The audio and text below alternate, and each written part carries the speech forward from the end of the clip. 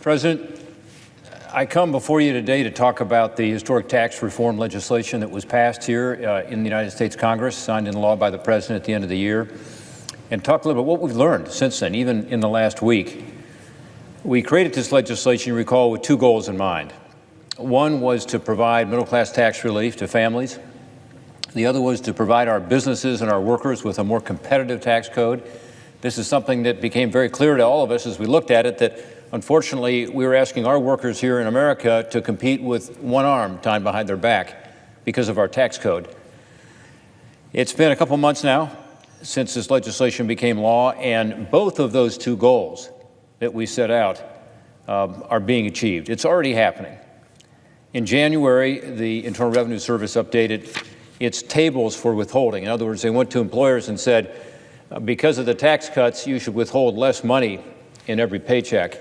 So that's happening. And the Treasury Department tells us that 90% of American workers, 90%, are having their withholding changed in a way that's positive for them, meaning that Uncle Sam's taking less out of their paychecks. So people are already starting to see that. Tomorrow's Friday, another payday. You're probably going to see that on your paycheck tomorrow or a week from tomorrow if you haven't already seen it. And that means that people are actually getting relief directly for themselves and their families. This is more take-home pay for folks. It enables people to have a little better family budget with higher health care costs and other costs for years and years. No salary increase. Having a little more in the family budget is really important to folks and is making a lot of difference. In Ohio, for a family of four at the median income level, which is about $70,000 a year, this means about a $2,000 a year savings. That's significant for people. And having talked to a lot of constituents who are beginning to see this, they're realizing now they got a little more money for retirement, maybe for health care, maybe to help their kids or their grandkids. So that's good.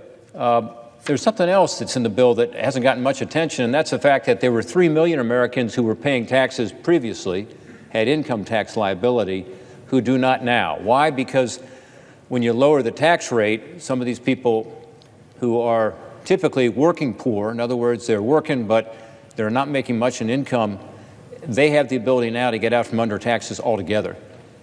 This also encourages more people to go to work, to not be dependent on a government program, but to go to work if you have this lower tax rate at the lower end of the economic scale. So this is good too, and that's in this tax legislation, more than 3 million people not having tax liability anymore. Part of it's because of the lower rates we talked about. And again, the proof's in the paycheck on that one. But part of it's also because in this legislation, we double the standard deduction, but also double the child credit and make it more refundable than it already is. So that's happening, and it's working. And that goal is already being achieved, not by this Congress, but by the people we represent, the American people and families across this great country. So we're happy to see that. The second part of this is that a more competitive business code is benefiting workers very directly. And this is something you're hearing about just about every day. Now over 300 businesses have made announcements saying, you know what, we're going to give people a bonus because of the tax reform legislation, or we're going to give our employees a little higher starting wage, we're going to put more in the 401k, or more in the defined benefit pension plan, or maybe we're going to give a little more to charity, or maybe we're going to invest more in equipment and tools so that people can be more productive, because productivity, we know, is key to getting wages up and improving the economy. We're hearing this across the board all over the country. I've seen this in Ohio. I've been to companies in my hometown of Cincinnati, in Columbus, Ohio, in Dayton, Ohio, in Cleveland, just in the last month, where I've gone and visited with these companies while they are making announcements and talked to the employees. Had a town hall meeting setting where they have the opportunity to have a back and forth as to what this tax reform measure means to them. Yeah, it means direct tax cuts for them, as it does for, again, about 90% of American workers. But on top of that, it means that because these businesses now have the ability to be more competitive, it makes them more competitive. And they're already getting some of the benefits from that. Last week, I joined President Trump in Cincinnati at one of these companies. It's called the Schaeffer Corporation. It's a small manufacturing business. They have decided to make new investments in their plant and equipment that's going to help make them more competitive and make their workers more productive. They compete globally. It's an incredible company. They make cylinders, pneumatic and hydraulic cylinders, and they make them this big and they make huge ones, and they compete all around the world, and they're doing a great job. But frankly, this tax reform bill really helped them. On top of that investment they're making, they're also making a direct investment in their employees. Every employee of the 126 people who work there got a $1,000 bonus check after the tax legislation was signed into law. So it's helping them. The company's president is a guy named Jeff Norris. He said just before the visit we had this earlier this week, he said, for some people in Washington, that's crumbs, referring to how some people have called this crumbs of getting this tax relief. But he said, for the Sheffer people, we consider it fine dining. Another way to put it is, this makes a difference for people in their lives and their families. This is part of the legislation that resulted from lowering the tax rate. Of the developed countries around the world, the countries that are industrialized, we had gotten to have the highest statutory tax rate of all the countries. So our 35% rate was higher than places in Europe, places in Asia, Latin America, and so on. So we were getting higher than our competitors, Canada, Mexico, and so on. And that's one reason people were choosing to shift overseas, to take literally the company and move it overseas. That's called an inversion. Last year, we were told that 3 times as many American companies were bought by foreign companies as the other way around. Think about that. 3 times as many American companies were bought by a foreign company, largely driven by this tax code. We also have heard from Ernst & Young, which is a big accounting firm, that they did an analysis, and they said that 4,700 American companies became foreign companies over the past 10 years or so because of the tax code. And if you had the kind of code we just put in place with this legislation that was passed here, those companies would still be American companies. That's 4,700 companies. That's a lot of people. That's a lot of investment. We studied this in the Permanent Subcommittee on Investigations. A bipartisan investigation looked at what happens when these companies go overseas. And no surprise, probably to you, they take their jobs and investment with them.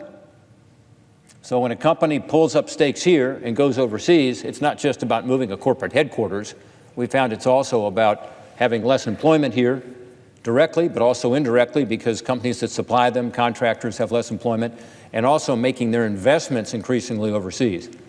We also found, as we studied this thing, that companies were actually taking their money that they made overseas and keeping it all overseas, rather than bringing it back here and repatriating it, even though they were U.S. companies. So this is something that we studied as part of a bipartisan Finance Committee working group that I co-chaired with Senator Chuck Schumer. And we found that unless you lower this rate and go to a more competitive international system, you weren't going to get that money back.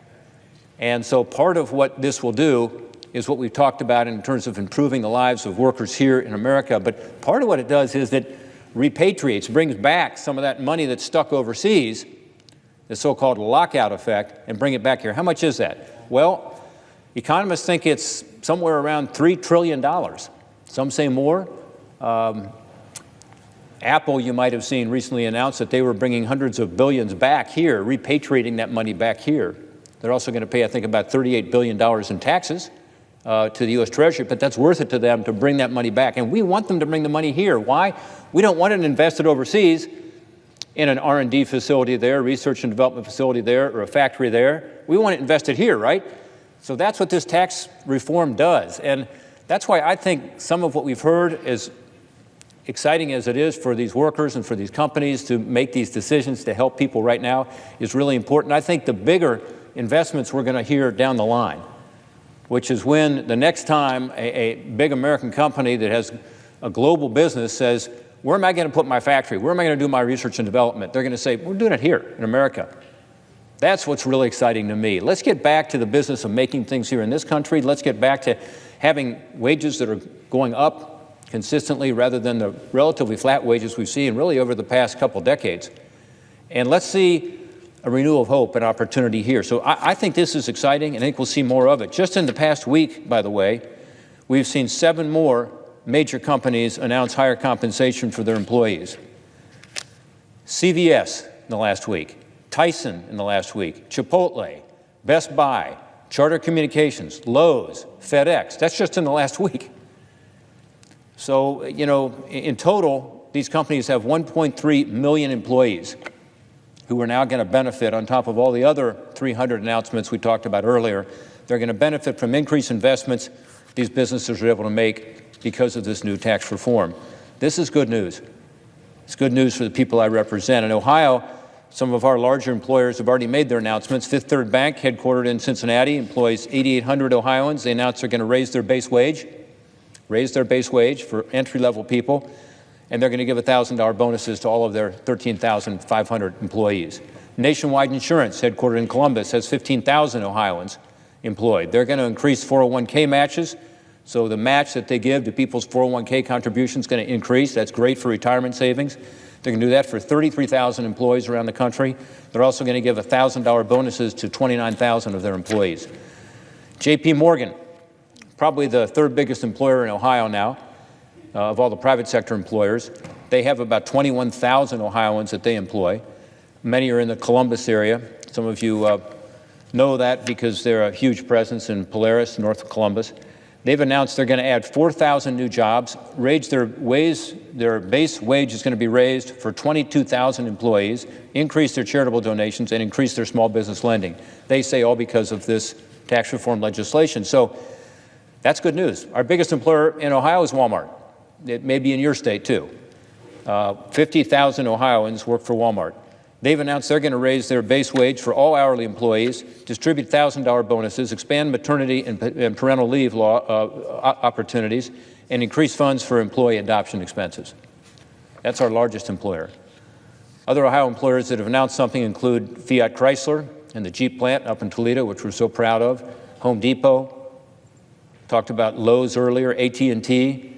They've all announced increased investments in their operations and their workers as a result of the tax reform.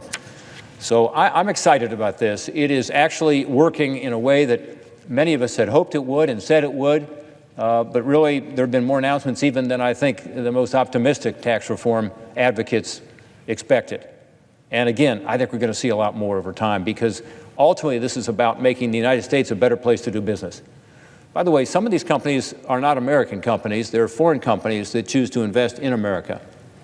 And foreign direct investment is something we encourage because that brings more jobs here to this country. So if a company like Honda, which is a big auto employer in Ohio, chooses to invest more in Ohio rather than in Japan or China or Germany or elsewhere because of this tax reform legislation, that's also important. And you're going to see more and more of that happening, in my view, because, again, they're looking at the lower rates. They're looking at the ability to expense what they purchase in terms of plant and equipment more quickly. This immediate expensing is really important in this legislation for companies like that, manufacturers.